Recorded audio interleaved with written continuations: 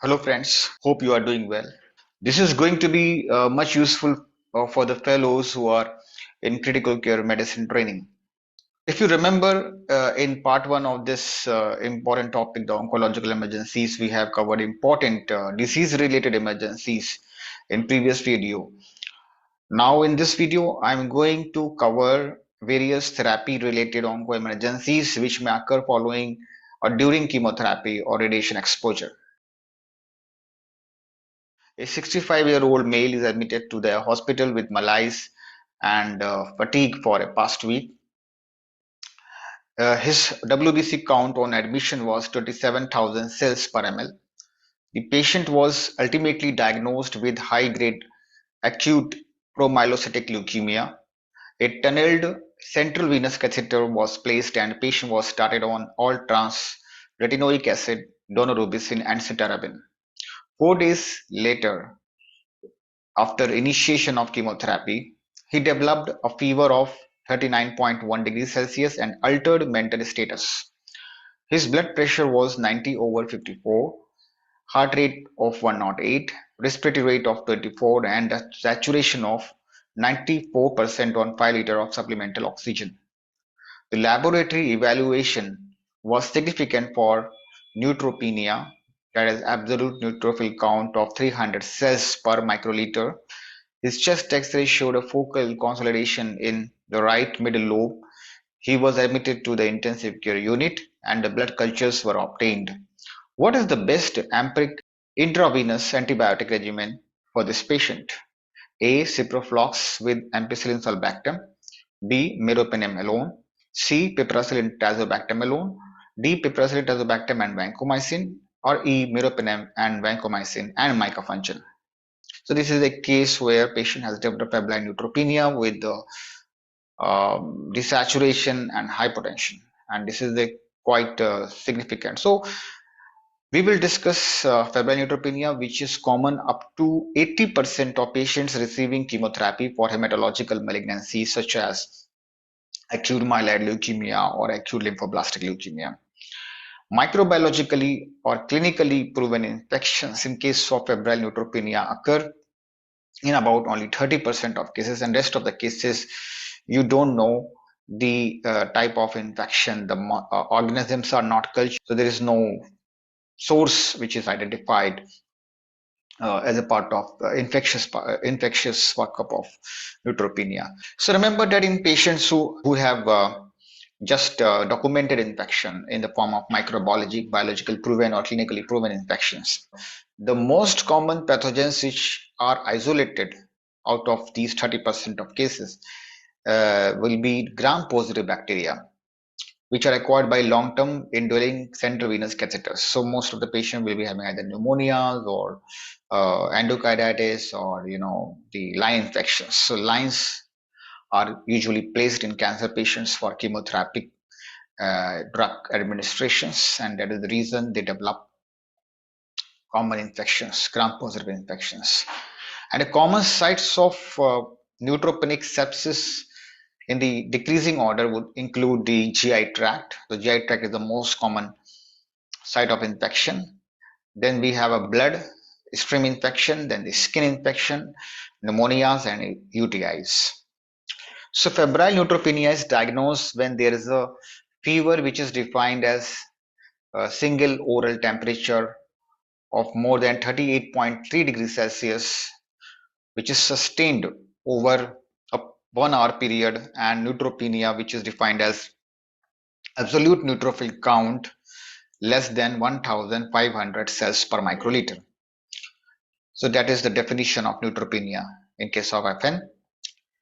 And if this neutropenia goes further down, like if it is less than 500, that is called severe neutropenia.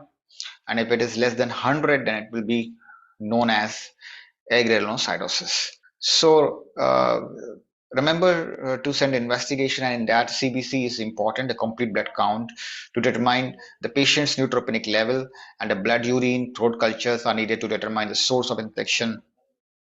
2 sets of blood culture should be obtained from a peripheral vein and any venous catheter which is there in the patient's, an indwelling catheter.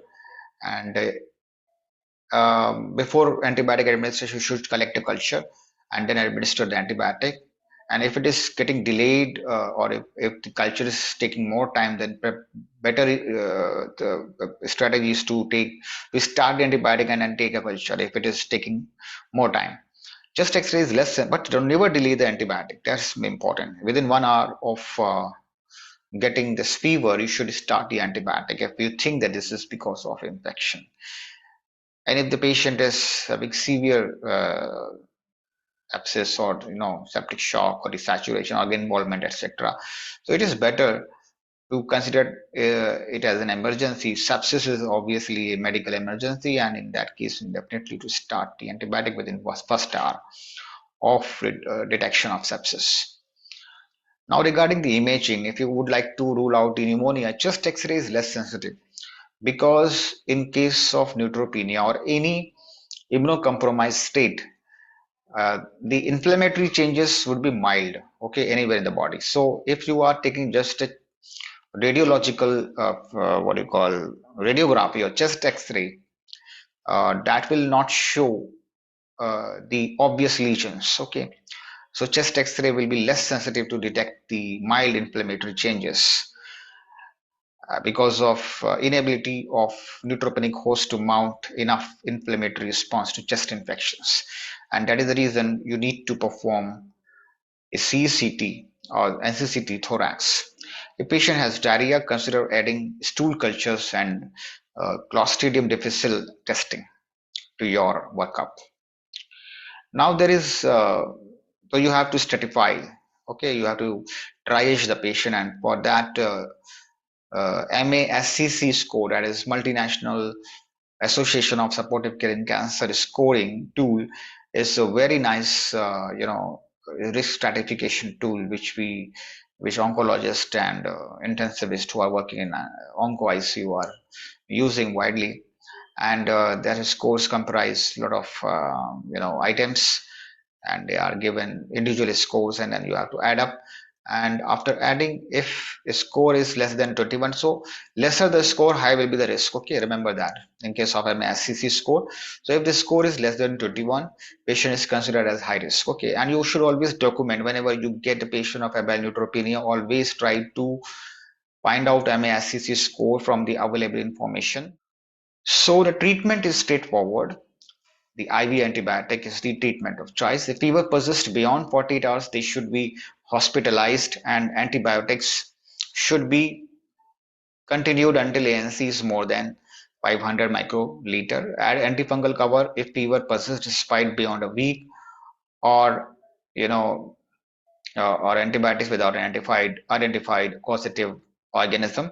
Remove the PICC catheter if it looks infected.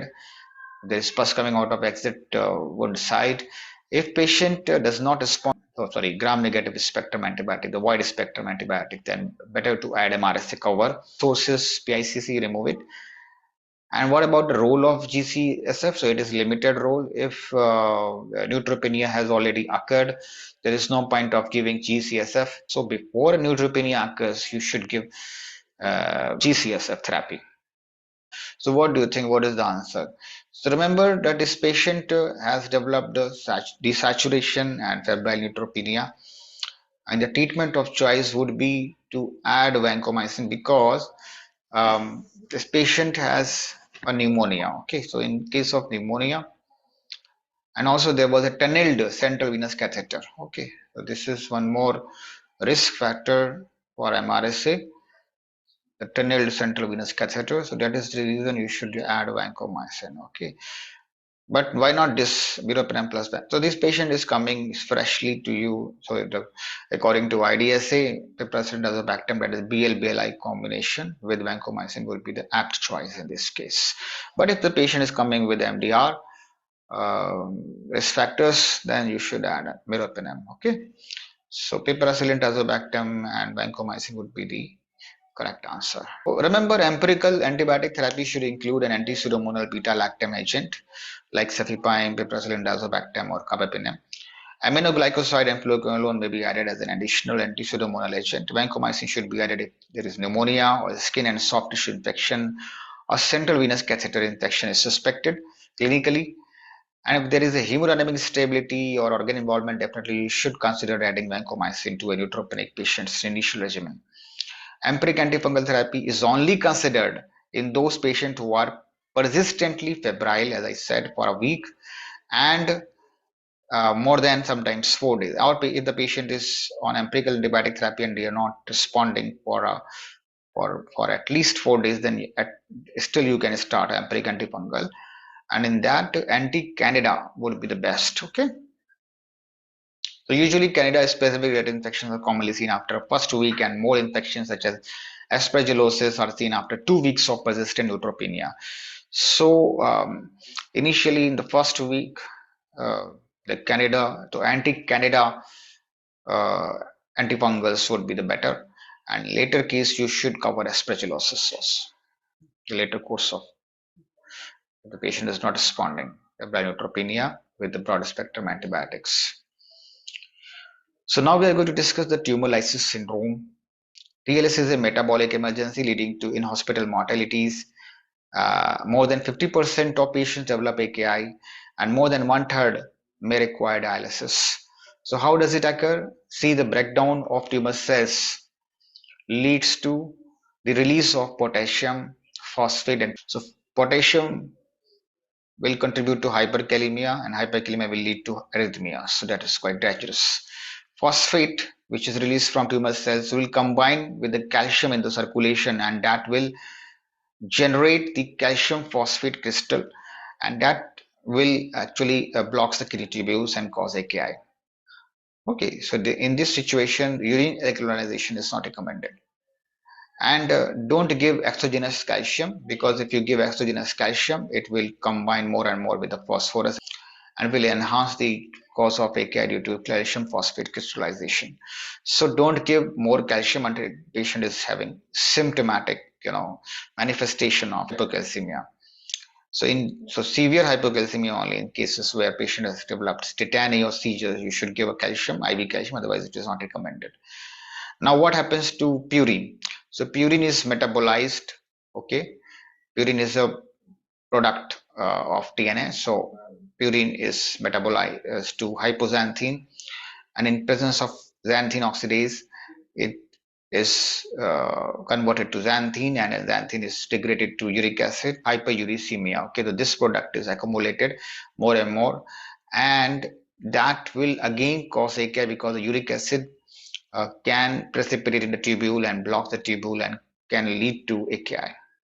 So AKI, what are the causes of AKI? So AKI is caused by calcium phosphate crystallization and uric acid deposition in the tubules. Okay, these two reasons are important reasons by which AKI occurs, and AKI will contribute more and more to hyperkalemia, and hyperkalemia is already occurring because of tumor lysis. So the chances of hyperkalemia becomes multiplied, and its severity goes manifold higher because of AKI as well as TLS both, and AKI can occur as a part of TLS itself.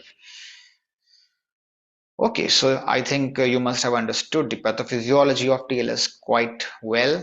Now we'll move to the next slide of our diagnosis. So diagnosis is usually clinical and laboratory both. The diagnostic criteria are based on Cairo and Bishop classification. So you require 2 of 4 laboratory criteria to be positive to define a lab TLS. So this is a lab TLS, and that is your clinical TLS. So for the lab TLS, you require 2 out of 4 criteria. So there are 4 criteria. The first criteria is the uric acid more than 8 milligram per deciliter. Second is potassium more than 6 millicoulomb per liter.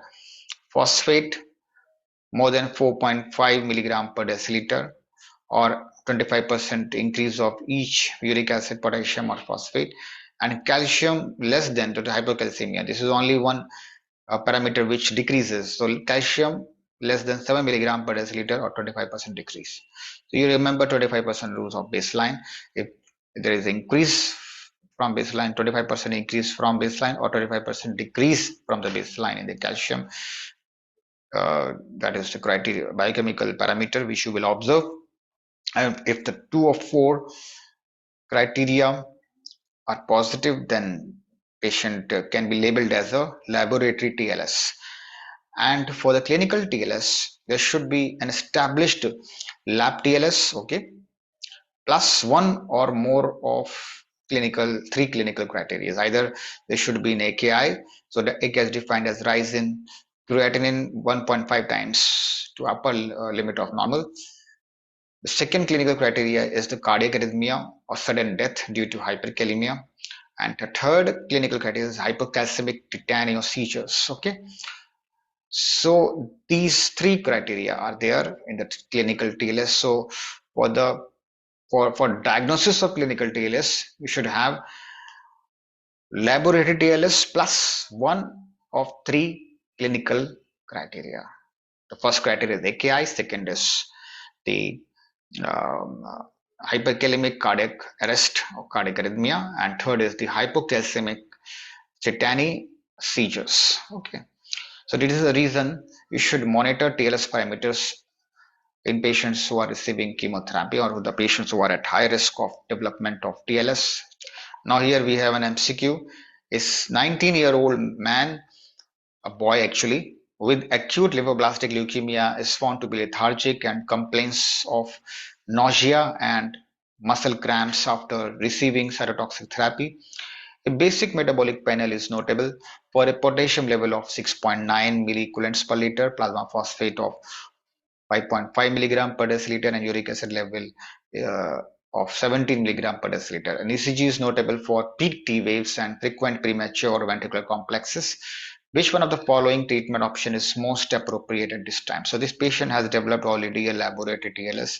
Three criteria are positive, so laboratory TLS is present, and also, as I said, one of the three clinical criteria. So one criteria is the cardiac arrhythmia due to hyperkalemia. That is also there. ECG is notable for peak T waves. So hyperkalemic T waves are present. So this patient has basically a clinical TLS. Now the question is about the treatment. So what is the first most appropriate treatment? Rasburicase, allopurinol, hemodialysis, IV fluid therapy. So I think you have to think about the correct option, and we will move on to prevention. So the prevention and treatment, we follow British Society of Hematological Guidelines 2015. Remember that guideline, and please read that. And to prevent TLS, if the patient is at high risk of development of TLS, definitely at that time you should start the preventive measures, which includes the hydration at 3 liter every day. And if the patient is having intermediate risk, definitely you should start on allopurinol for at least 7 days. And if patient considered as high risk of development of TLS, they should receive rasburicase prophylaxis. So rasburicase can be given as a prophylactic treatment, because so what is rasburicase? It is a uricase, recombinant DNA uricase that can be given, and that is actually given as a therapy more commonly. So rasburicase 0.2 milligram per kg per day should be given with the duration dependent on clinical response. Until you get a clinical response, should continue rasburicase every day, once a day dosing.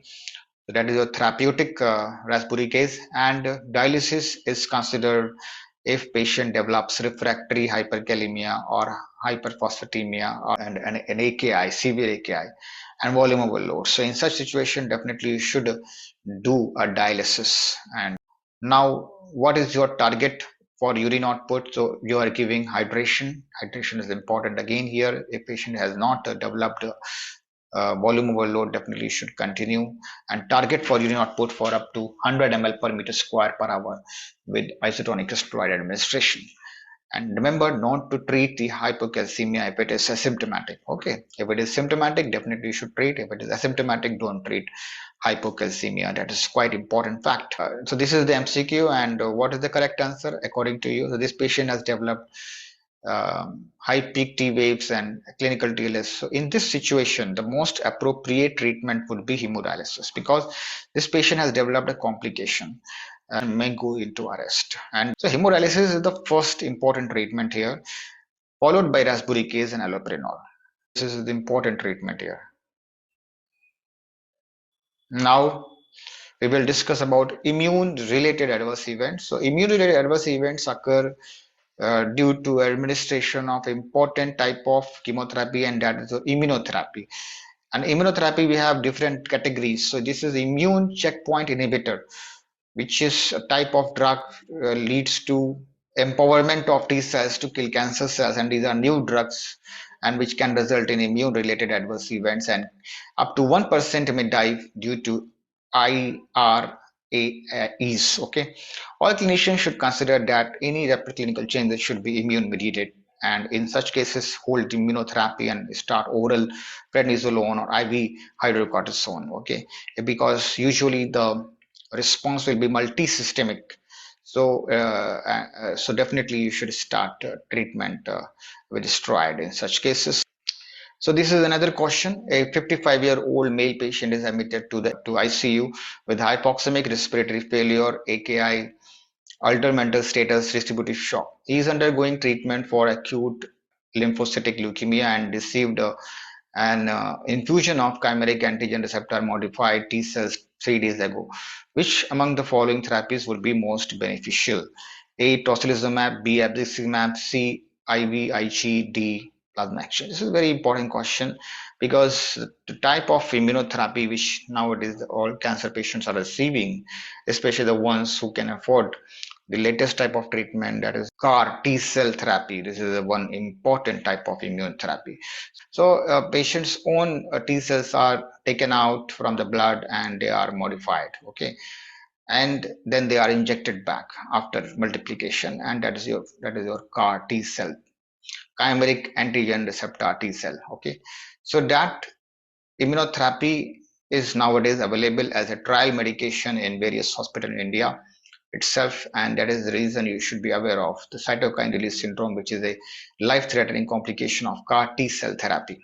Okay, so this is the bag of patient's own T cells which have been modified to kill the cancer cells. Okay, so if you transfuse these T cells, probably within few hours you might, or even after a day, you might see the patient with life-threatening symptoms like hypertension and respiratory insufficiency, desaturation, dyspnea, tachypnea, etc.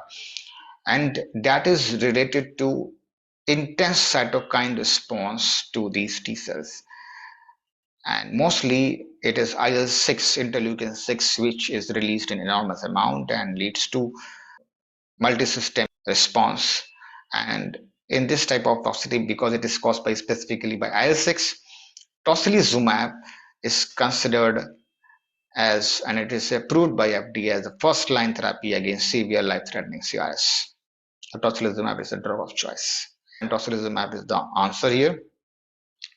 As we are aware that chemotherapy regimens are often associated with significant toxicity and cardiac damage emerging as a prominent clinical issue, and we should know about the drugs, that there is a list of drugs which can lead to severe cardiac toxicity, and expect them in your emergency department with heart failures and atrial fibrillations and coronary spasm, CCG changes, and fibrillations, etc. And sometimes it can cause hypertension, also to severe hypertension, especially in case of bevacizumab. So these are the drugs. Like anthracycline is the most common drug which is related to cardiac toxicity, especially in the cardiomyopathy, LV dysfunction, reduced ejection fraction less than 40%. Capecitabine and 5-fluorouracil can lead to coronary spasm. Trastuzumab, which is anti-HER2 therapy used in various cancers, it can also lead to LV dysfunction and reduced ejection fraction. Bevacizumab and sorafenib, which are VEGF pathway inhibitors, can result in hypertension and hypertensive failure, heart failure, and also the QT prolongation. Ibotinib, that is BTK inhibitor, very new drug, can result in AF, atrial fibrillation, and immune checkpoint inhibitors can result in myocarditis as a part of multisystemic involvement. So these are the various cardiac toxicity and the type of cardiac toxicity which are possible from various. So main mechanisms are direct myocyte damage due to cardiac chemotherapeutic drugs, induction of arrhythmias, coronary vasospasm, and accelerated atherosclerosis resulting in MI. So anthracyclines, as I said, are the most studied cardiotoxic drugs and represent a clinical model for cardiac damage induced by chemotherapy. And advanced heart failure also can occur, or Takotsubo cardiomyopathy, which is a form of stress-induced cardiomyopathy, can also result. Even cardiogenic shock can occur if patient has developed MI or severe vasospasm or AF. So how will you diagnose? So diagnosis is dependent upon the clinical feature and also the echocardiography, which will show you LV and stent pattern. And sometimes you have to do a troponin T and pro-BNP, which will be positive, and pro-BNP will be quite high. So how would you, what would you do in such cases? So supportive management is all which patient will require: the cardiac supportive management and the transplantation and heart reduction, arrhythmia controls, uh, using the beta blockers, okay, especially, and also diuretics. And if the patient has severe reduction in the cardiac contractility, definitely you should think about the heart transplant as well, if the prognosis of cancer is quite good. So in such cases, heart transplant may also be considered.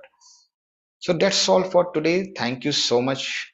I tried my best to distill all the information available related to onco emergencies, and I tried to give you in a very distilled form. So that's all, and I wish all of you to have a good luck and best of luck for your exam in critical care medicine. Thank you so much for your kind attention. Kindly follow my channel on Instagram and YouTube.